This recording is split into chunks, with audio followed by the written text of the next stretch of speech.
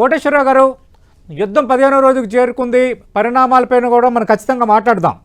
కరెక్ట్గా మన డిబేట్ ప్రారంభానికి కొద్ది గంటల ముందు వచ్చిన ఒక కొత్త వార్త ఏంటంటే, హార్మూజ్ జలసంధి ద్వారా మిగతా నౌకలకు కూడా అనుమతిస్తాం, అయితే ఖచ్చితంగా కార్గో ట్రేడ్ అనేది చైనీస్ కరెన్సీ అయిన యువాన్స్లో జరగాలి, డాలర్స్లో కాదు అన్న ఒక షరతును ఇరాన్ ఇప్పుడు తెర ముందుకు తెస్తుంది అంటున్నారు.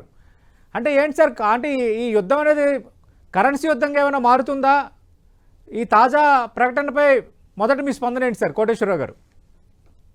కరెన్సీ యుద్ధంగా మారుతుందా లేదా అనేటువంటిది మనం అప్పుడే చెప్పలేము, కానీ తాజా పరిణామాలను బట్టి హార్ముజ్ జలసంధి మీద ఇరాన్ పైచేయి సాధించింది.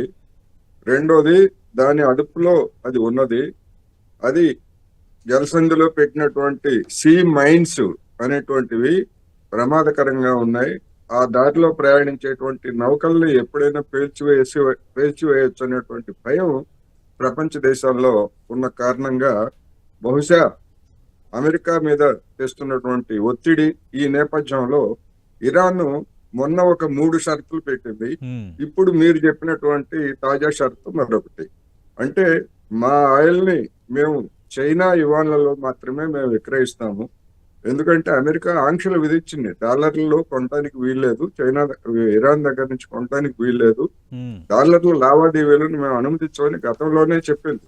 అందుకని ఎవరైనా ఆ ప్రాంతం నుంచి చమురు కావాలన్నా లేకపోతే గ్యాస్ కావాలన్నా కానీ ఆయా దేశాలు యువాన్లలో లావాదేవీలు జరపాలనేటువంటి కొత్త షరతుని ముందుకు తీసుకొచ్చిందంటే రోజు రోజుకి ఇరాన్ స్థితి పైచేయిగా మారుతోంది అనేందుకు ఇది ఒక సంకేతం.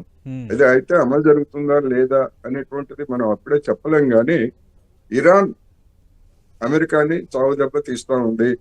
గల్ఫ్ దేశాలలో మీద జరుపుతున్నటువంటి దాడులతోటి ఆ దేశాలు కూడా ఒత్తిడి తెస్తున్నాయి.